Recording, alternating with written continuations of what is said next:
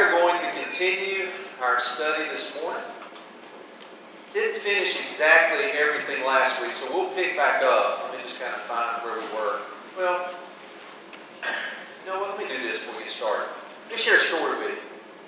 I was reminded of this last week by Sister Peggy Maddox. She came up. If you remember last week, I mentioned the congregation in Florida where Susan and I worshiped at, probably the most evangelistic congregation we've ever been a part of. Guy and Peggy Maddox worshiped there at the time as well. That's how we met them, got to know them. I've mentioned this several times now, what's probably the most underutilized tool we have when it comes to evangelism? What's that? Youth? No, that's not what I have in mind. That's a good one. Prayer. I believe that prayer might be the most underutilized tool that we have. Maybe in any aspect of our Christian life, but especially when it comes to evangelism. She reminded me of a story. There was a lady that worshiped there in this congregation. The name of the congregation was the Bell Shoals Church of Christ. It was in Brandon, Florida. And I'm going to try to summarize this, Peggy. If I get anything wrong, you can flag me down and track me off. Because she had a little bit more detail than I did. You'll understand why in a moment. But this lady was married. She had, at the time, I remember at least 3 children. 2 daughters and a son, if I remember correctly. Out of her whole family, she was the only Christian in her family. Son was married. They ended up having 7 children. They didn't have that many at the time, but now they have 7 children. The daughter, she too was married. They had 2 children. And then the third daughter was, I'm sure she had 2 or 3. I can't remember for sure. But anyway, none of them, there's over 10 people that are related to her that none of them were members of the church. I mentioned the school that was affiliated with the congregation there. The daughter-in-law had some of their children involved in that school. Today, I'm going to fast forward, then I'll go back and tell the story. Today, the son, his wife, both members of the church. The son serves as a deacon. Their children, all 7 of those that are faithful and of an age of accountability, they've obeyed the gospel. At least one of them is in college now, and as far as I know, faithful. The daughter, her husband, obeyed the gospel. Her husband, Peggy, shared with me one of the best Bible class teachers that she's ever been a part of in a Bible class setting. What was interesting about him, he was an artist, is an artist, a very gifted artist. And if you're artistically inclined, you know that sometimes that side of the brain thinks a little bit differently. She shared a story about a Bible class he taught where he used his art in teaching that Bible class. And you can imagine, if you know anything about education, pictures help reinforce that learning process. I can only imagine how good that was. They have 2 children as well. Growing up in the church, I'm not exactly sure their ages are kind of right on the border. I think the son has obeyed the gospel, if I'm not mistaken. The daughter's still a little bit young.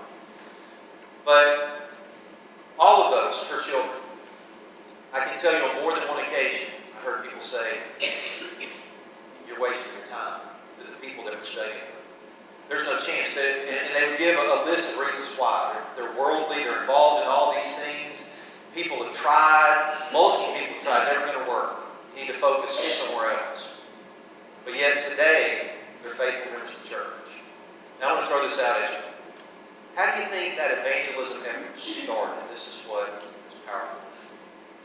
You had to think about the evangelistic effort around that family. I'm going to give you a chance to guess. How do you think it started? Prayer. So Peggy shared with me, the whole thing started by a request in a ladies' Bible class to pray by name for those individuals. That's where it started.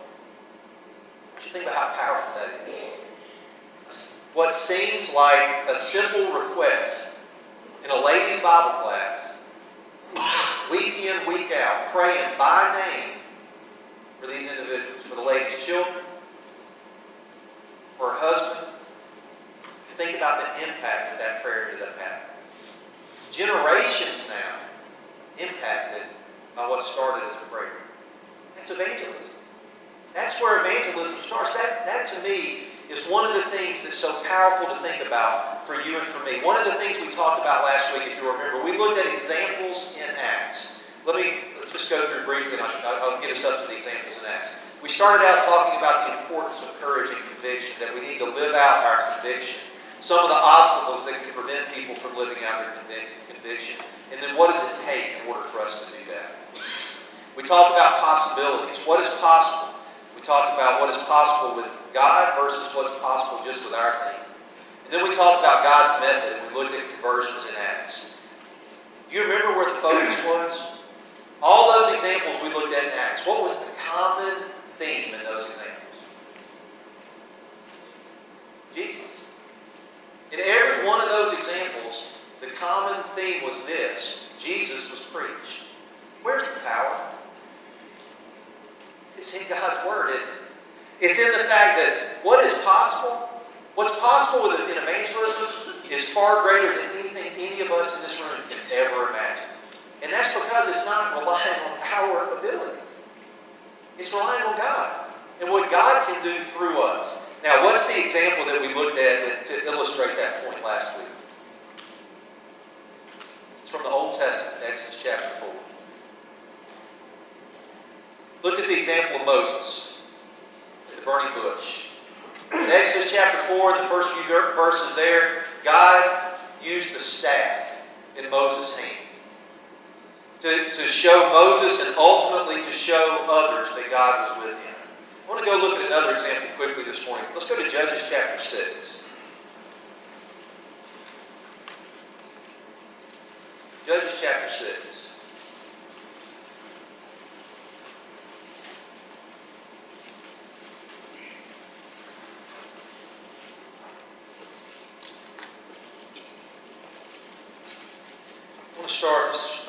Let's start reading verse 11. Then the angel of the Lord came and said unto the oak that was in Ophrah, which belonged to Joash the Abiezrite, as his son Gideon was beating out wheat in the winepress in order to save it from the Midianites. The angel of the Lord appeared to him and said to him, The Lord is with you, O valiant warrior. Then Gideon said to him, O my Lord, if the Lord is with us, why then has all this happened to us? And where are all his miracles which our fathers told us about, saying, Did not the Lord bring us up from Egypt? But now the Lord has abandoned us and given us into the hand of Midian. The Lord looked at him and said, Go and this your strength and deliver Israel from the hand of Midian. Have I not sent you? He said to him, O Lord, how shall I deliver Israel? Behold, my family is the least in Manasseh, and I am the youngest in my father's house. But the Lord said to him, Surely I will be with you, and you shall defeat Midian as one man. What was Gideon's response to the Lord as God came to him and told him to go? He came up, so like Moses came up with several excuses, didn't he? There were several reasons Moses had as to why I'm not good enough. Now, why me, Lord? There's got to be somebody better than me. I love what Gideon says here. Behold, my family is the least in Manasseh. I'm the youngest in my father's house. How can you use me, God? Of all the families that you could look at, mine's the least. And then even within my own family, I'm the youngest. What's God's answer to? I'll be with you. Yeah. In his eyes, he was the weakest as well, right? I would imagine many of us, if not all of us, if we're honest with ourselves, haven't at times at least felt like Moses and Gideon. We think about the work that has to be done. We think about the responsibility we have in sharing the gospel. And we think, me? I'm the least eloquent of anybody here. I have the least amount of ability compared to all these other people. Of all the people that you could have chosen, God, or of all the people that you could expect to go out and be evangelistic, there's all these people better than me for this job. What do you and I need to remember? God is with us. I read these examples sometimes. I read about the great men and women in Scripture. And I think if we're not careful, sometimes it's easy as we read these examples, we lose sight of the fact that these are men and women just like you and me. They accomplished great things, and we see those great things, and sometimes if we're not careful, we start to make this great gap between us and them to think that we can't accomplish the things that they accomplished. But you and I need to always remember they were men and women made up of character just like you and me. Here's what they did, though. They made a choice. They made a choice to put their trust in God, to be obedient to Him, regardless of what the consequences might be. Regardless of how inadequate they might feel, regardless of whether they felt like they had the abilities, it came down to them realizing that it's not about me. It's about what God can do with me. That's an important lesson, I believe, for you and for me. Gideon, Moses. Last week, if you remember, as we ended the talk about Moses, said everybody pick up your Bible and hold it in your hand.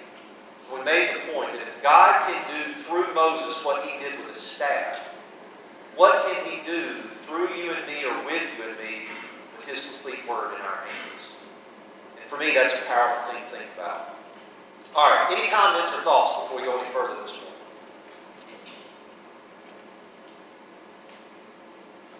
Let's think about getting the message out. Whose responsibility is it? It's Christians. It's everyone's.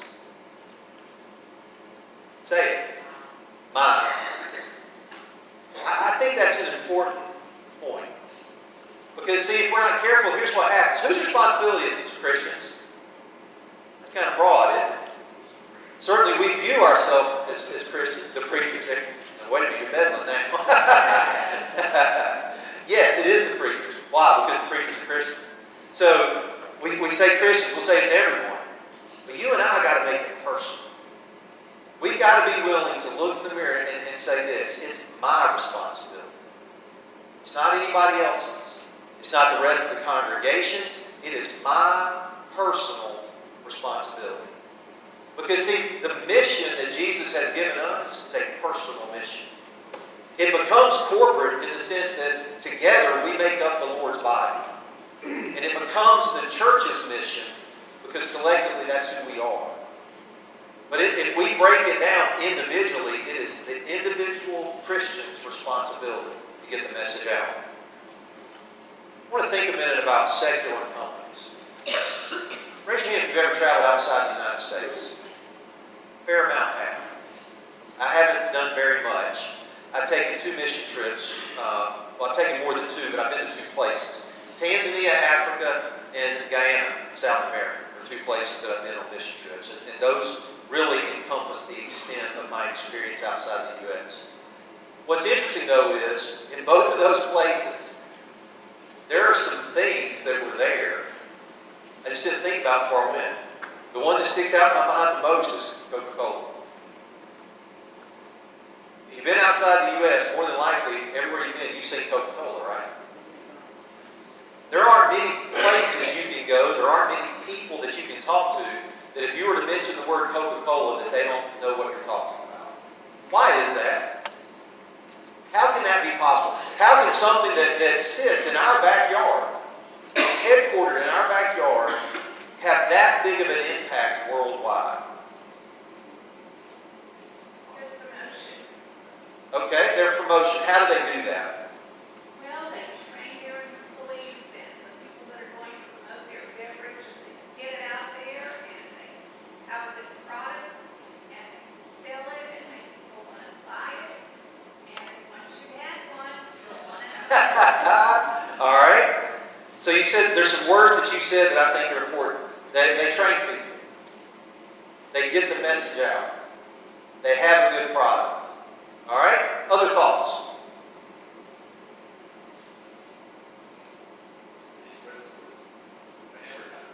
They spread the word, don't they?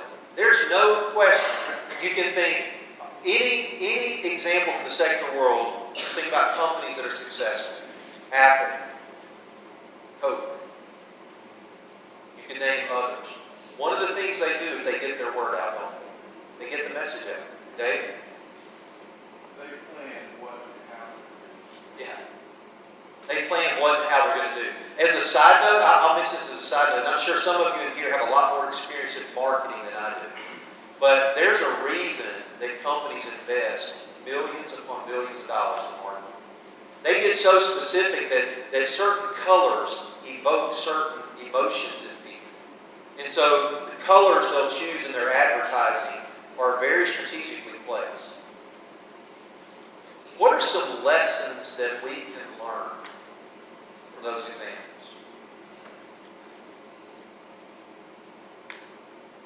Think about just the 3 words we mentioned from Coke. What were they? We have the best product. It's perfect. Okay? So we have the best, I'll say message, right? Product, yes, but we're going to say message because we want to be careful how we answer. I know that, different folks have different thoughts in terms of this is a message, right? Our message, the message that Coke is getting out, it's a popular message. Our message, though, the most important message the world has ever heard. The most complete message the world has ever heard. And here's the beautiful thing about ours. Secular companies, they can change their message over time, don't they? We don't have to do that. We can't do that. We don't have the luxury to do that. Because God hasn't allowed us to. Why? Because His message is personal. It's complete in every way. All right, what else? Don't be ashamed. All right? Absolutely. What are the other things? They're determined to succeed. Oh. Determined to succeed. Failure is not really an option for them, is it? Because they're invested, aren't they? And they believe that the message they are getting out is important. I thought training was a good point that you made. They train their employees. Boy, there's something I think we can learn from there. That there's an aspect of training. Isn't training part of the Great Commission? How does Jesus end the Great Commission? Go in the world and make disciples of all nations. How do you make disciples? Baptize them. Then what do you do? Teaching them to observe all things that I command you, and lo, I'm with you always, even to the end of the ages. Teaching them. That's the training aspect, Jim. Just very quickly, in the military, every commander is responsible for 5 things: recruit, equip, train, maintain, and sustain. Why is it any different here? So maybe here's the point. Why is it that we can see things so clearly from a secular standpoint that are important when it comes to being successful, but lose sight of that sometimes when it comes to getting the gospel message out? We've got the greatest message the world has ever heard. We're going to talk about this a little bit more. We'll give some examples of exactly what that message means to us and to the world. But maybe there's some things we can learn when we think about some of these things in the secular world. All right. If you had to come up with some key ingredients to being successful in evangelism, what would those be for you? You had to have 3 ingredients. Let's try to come up with 3. All right? A willing participant. What else? And there's no right or wrong. There's probably a multitude we can have. Love for God and love for people. All right? What else? Knowledge. Good one. Courage to speak out. Love it. What else? Devoted to the truth. Devoted to the truth? Good. What about attitude? I believe, at least in part, a key aspect of evangelism is about mindset. It's about how we think. It's about where our focus is. It's about what we believe is possible with God. What's the old saying?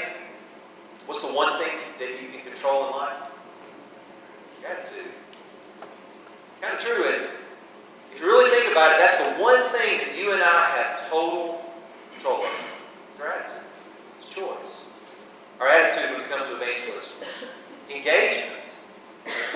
We've got to be involved with people. We've got to have a desire to get the message out. We have to have a desire to get involved in people's lives. What was one of the lessons we learned from the story of Jesus and the Samaritan woman at the well? He got involved in her life, didn't he? He took the time to get engaged in a moment that probably everybody else in the religious world would have passed by. Jesus was more than likely the only one that would have engaged her in the way that he did. So engagement. And then trust. Trust in what? Trust in God. Yeah, trust in God. Trust in the message and trust in the fact that God will accomplish His will through the efforts of evangelism. This is the method that God has given to get His word out. He will provide the increase. So there's an element of trust. His word will not return to Him void. Let me share a case study with you. It was done by a missionary in Latin America. He looked at 3 of the fastest growing groups in that area. They were the Jehovah's Witness, the Pentecostal Church, and Communism, actually. The three fastest growing movements in that area where he was at in Latin America.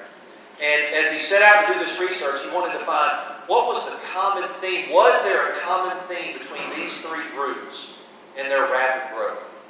What do you think he found? Do you think there were any commonalities? I think there is a common Okay? connection. All right. What do you think some of those commonalities might be? People are convicted. All right. Good. What else?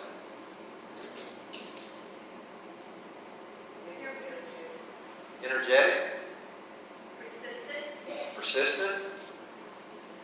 Here's what he found. The growth of any movement is in direct proportion to its ability to mobilize its entire membership for continuous evangelistic action. Think about that for a moment. The growth of any movement is in direct proportion to its ability to mobilize its entire membership for continuous evangelistic action. What was the turning point for the disciples when it comes to their lives and their dedication to Christ? What was the turning point? The cross. The cross that led to that empty tomb, the resurrection. I want you to think about something for a moment. Where were the disciples right after Jesus' crucifixion? In hiding. In hiding. They were in an upper room hiding. Where were they after His resurrection, and specifically after His ascension? Speaking boldly in public. There are many, many arguments for the validity of the resurrection. Arguments that support that empty tomb. One of them is this fact. Look at how it changed the disciples' lives. They went from a group in hiding, fearful for their own lives, to like that, being willing to die for a message. See, that's the power of the gospel. That empty tomb, they understood what that empty tomb meant. They recognized the significance of Jesus' resurrection, His crowning as Lord and Messiah. And there was nothing that could stop them from spreading that message. They were mobilized, all of them together, convicted of the message of that empty tomb, the message of the cross and the salvation that was available in it. They literally changed the world with that message. Now, somebody saw this on the slide last week and said, wait, what's the corn? So let me get to the corn. How many, well, I've got it up there. Average ear of corn has how many kernels? 800 kernels.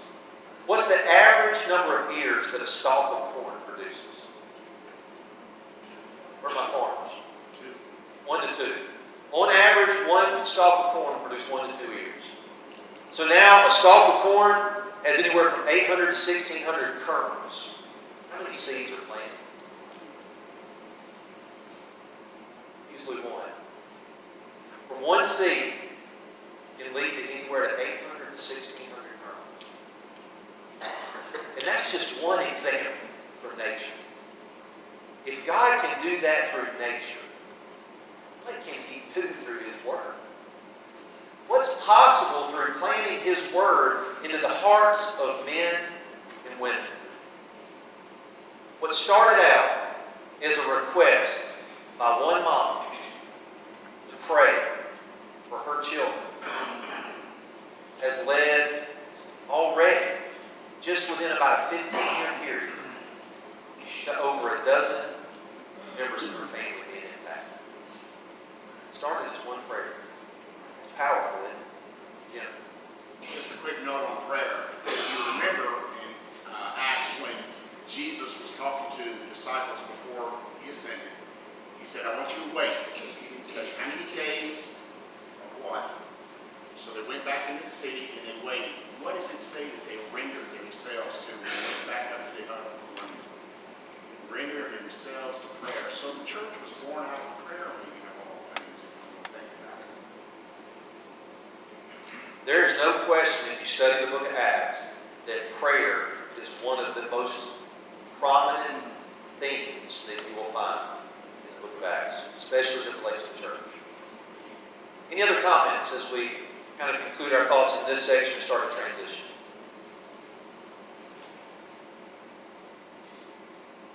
I hope you're like me.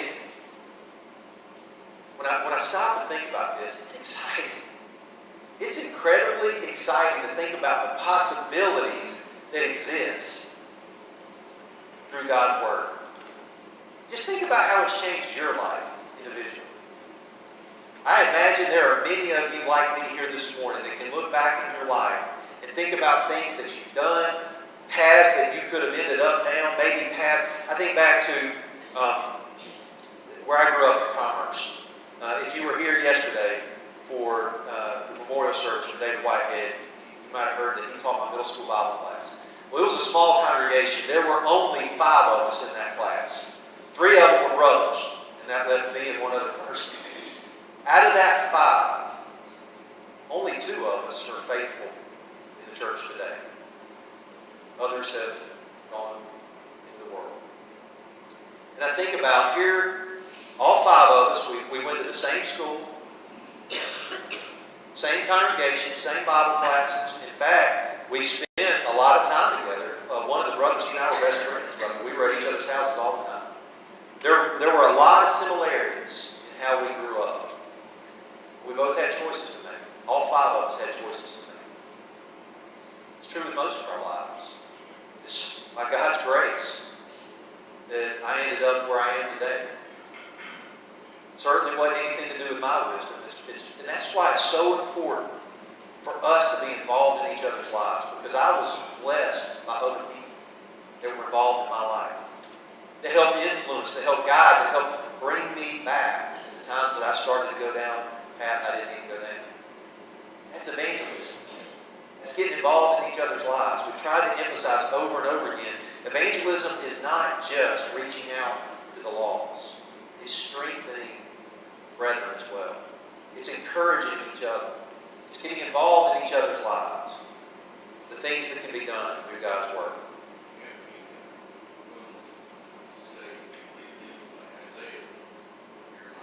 Yeah. So the hard part with that is we got to be willing for the answer, don't we? Here am I, send me. We've got to be willing to act on that when God decides to do that. Great point. Great point. All right, let's transition. Let's think about Jesus and evangelism. I'll get you started. How did Jesus approach evangelism? We've already looked at one example in detail from John chapter 4. When you think about the life of Jesus, sometimes I believe if we're not careful, we focus so much on his life that we end up focusing on his teachings and fail to focus on his method of teaching. Because we can learn from his method as well. What was Jesus' method when it comes to evangelism? What did you say?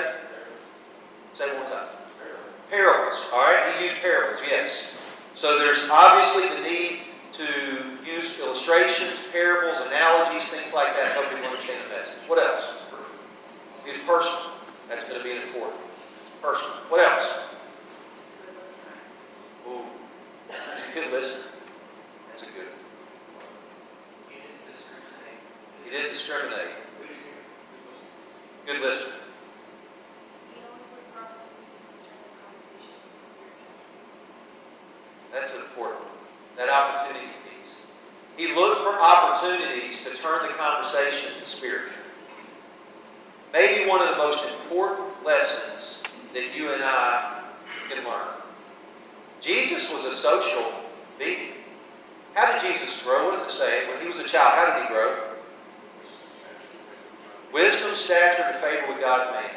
He grew intellectually, he grew spiritually, and he grew socially.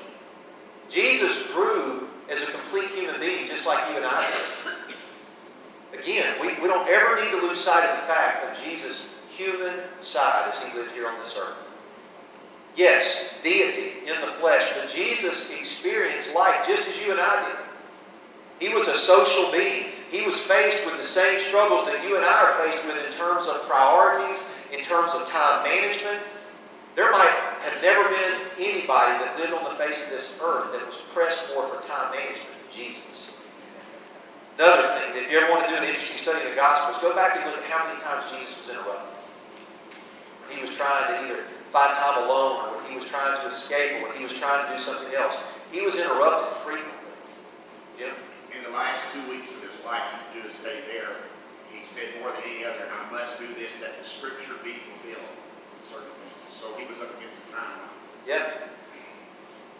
But in spite of all those things, one of the things we can learn from Jesus' life is he never missed an opportunity to talk about spiritual, to turn the conversation back to spiritual.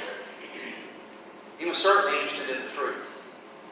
Anytime he had that opportunity, as he turned from the physical to the spiritual, it focused on the message of truth.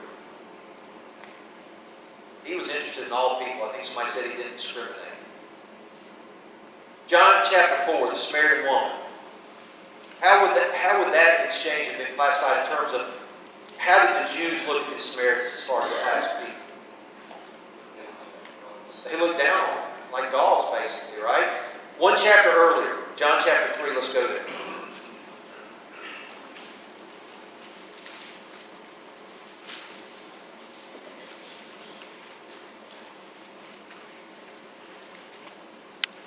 Somebody read John chapter 3 and verse 1.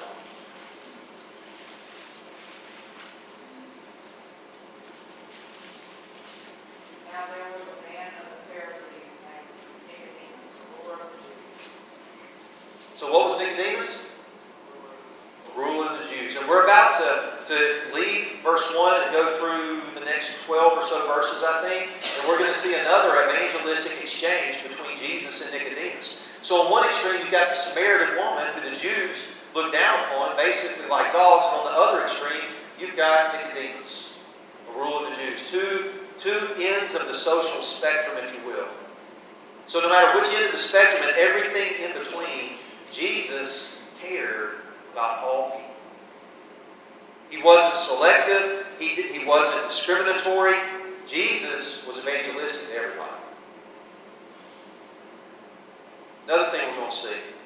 He converted, he trained, and he sent out. That was his part of his method. He taught people. The Samaritan woman, what did she do after she heard the message? Went and told.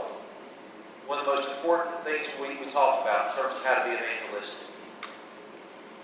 The apostles, what did Jesus do with them? He called them from their occupations from varied backgrounds. Some of them, there would have been nothing in their background that would have suggested that they would have made great disciples, great preachers, great evangelists. Nothing in some of their backgrounds. Fishermen, tax collectors, all different backgrounds. Yeah. Jesus called them. They were converted to him. He trained them. And then what did he do? Sent them out. So I think it's 2 Timothy 2 verse 2. That's the model. Training. And that training is repetitive over and over again. He established relationships. Perhaps one of the most important aspects of Jesus' life. When Jesus had those opportunities, they weren't superficial. Jesus took time to develop a relationship. The Samaritan woman, he got very personal with her, didn't he? Very personal. Nicodemus, we look at him. Nicodemus came by night.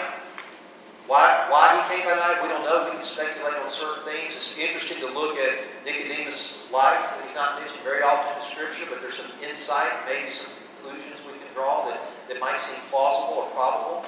But his first encounter, he comes by night. It seems as though he's wrestling with some things in his mind about who Jesus is, and he's right there on the fence, ready to recognize who Jesus is, but yet here he is in that position of power.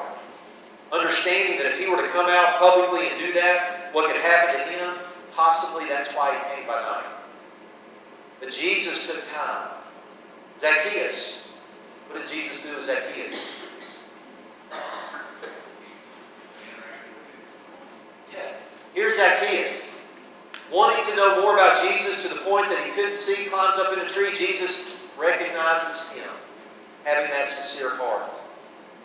He interacts with him, has a relationship with him, sits down, has a meal with him.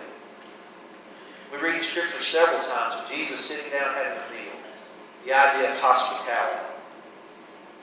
So there's no question that Jesus had a method.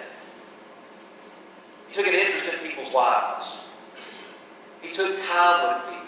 He focused on the truth. He established relationships. Let's continue looking at Nicodemus here in John chapter 3. We've already read verse 1. Let's continue on to verse 2. This man came to Jesus by night and said to him, Rabbi, we know that you have come from God as a teacher. For no one can do these signs that you do unless God is with him. Jesus answered and said to him, Truly, truly, I say to you, unless one is born again, he cannot see the kingdom of God. Nicodemus said to him, How can a man be born when he is old? He cannot enter a second time into his mother's womb and be born, can he? Jesus answered, Truly, truly, I say to you, unless one is born of water and the Spirit, he cannot enter into the kingdom of God. That which is born of the flesh is flesh, and that which is born of the Spirit is spirit. Do not be amazed that I said to you, you must be born again. The wind blows where it wishes, and you hear the sound of it, but do not know where it comes from or where it is going. So is everyone who is born of the Spirit. Nicodemus said to him, How can these things be? Jesus answered and said to him, Are you the teacher of Israel and do not understand these things? Truly, truly, I say to you, we speak of what we know and testify of what we have seen, and you do not accept our testimony. If I told you earthly things and you do not believe, how will you believe if I tell you heavenly things? No one has ascended into heaven but he who descended from heaven, the Son of Man.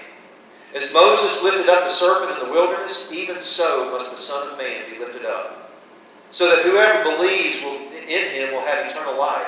For God so loved the world that he gave his only begotten Son, that whoever believes in him shall not perish, but have eternal life. For God did not send the Son into the world to judge the world, but that the world might be saved through him. He who believes in him is not judged. He who does not believe has been judged already, because he has not believed in the name of the only begotten Son of God. This is the judgment, that the light has come into the world, and men love the darkness rather than the light, for their deeds were evil. For everyone who does evil hates the light, and does not come to the light for fear that his deeds will be exposed. But he who practices the truth comes to the light, so that his deeds may be manifested as having been wrought in God. Let me ask you a question. When you lay this example of Jesus' evangelism beside the example of the Samaritan woman, what are some differences that you see? Maybe before we start with the differences, let's start with the similarities. What are the similarities you see? There's one that ought to jump off the page to you. All right, he knows his heart, and that's important. We're going to get to that. Let's even before that. How did Jesus start the spiritual conversation?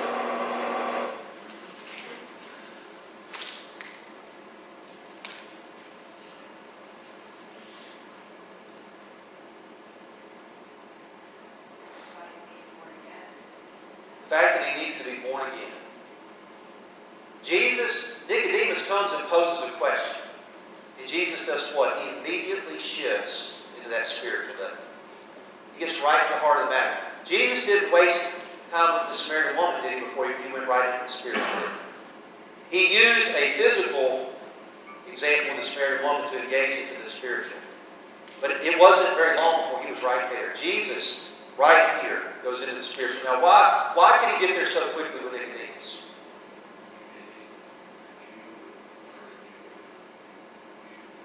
Nicodemus had a different background, didn't he? So, with the Samaritan woman's background, we see Jesus approach her a little bit different. Jesus deals pretty bluntly with Nicodemus, doesn't he? Especially when you get down verse 12, verse 13, verse 11. Verse 11 is where it starts. We speak of what we know and testify of what we have seen, and you do not what? You don't accept our testimony. He calls Nicodemus out and makes him an example of what the Jews struggle with broadly. Of all the people that should know who I am, of all the people that should understand the points I'm trying to make spiritually, it should be you. But yet, you don't believe. You don't see.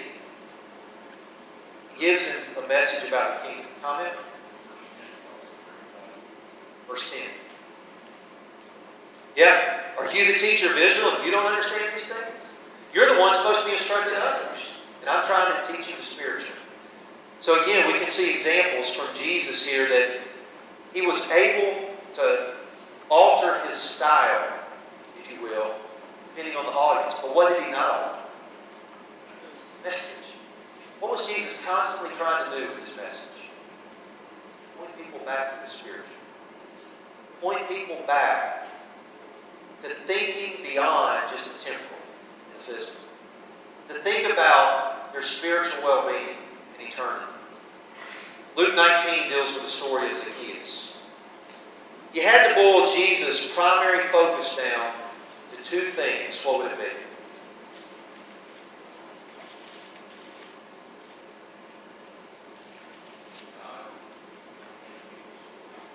God and people's souls. I think that's good. That's really good. I think it comes down to souls, and it's a love that Jesus had, understanding with a heightened sense more than anybody that's ever lived, that people were going to face in eternity. And that there were people that were lost, that should have understood the truth, and didn't. But he loved their souls. And Jesus was constantly about delivering a message that tried to encourage people to see the spiritual. It's a love for souls, and it's delivering a message that encouraged people to see the spiritual. So that they could see their souls and have the same value for their soul that he saw and he had. Powerful part of Jesus' ministry. Let's end with this thought. How do we start to embrace a life where we emulate Jesus' method of evangelism? How is that possible for you and for me?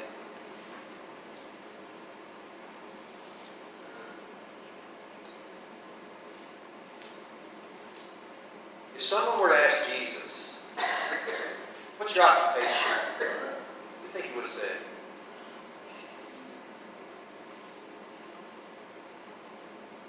He would have said, I'm a carpenter.